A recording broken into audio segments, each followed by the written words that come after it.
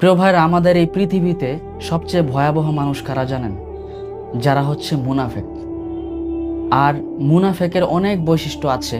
এর মধ্যে অন্যতম বৈশিষ্ট্য হলো যে যারা মুমিন, অর্থাৎ যে মুমিনগণ 5 ওয়াক্ত নামাজ পড়েন, মহান রবের দরবারে শুকরিয়া আদায় করেন, অর্থাৎ দিন শেষে যারা ভালো পথে হাঁটেন, তাদের কাছে যে মুনাফেকি করা। এবার দেখেন একজন মুনাফেক আসলে কিভাবে মুনাফেকি করে।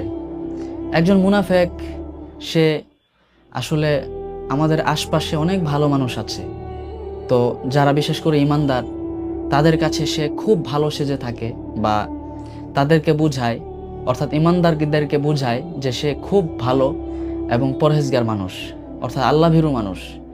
কিন্তু সে গোপনে গোপনে এমন কিছু কাজ করে যেটা অত্যন্ত নিকৃষ্ট, অর্থাৎ একজন ইমানদার সে কাজের আশপাশেও যেতে পারে না। দেখেন, এই মুনাফেকের জন্য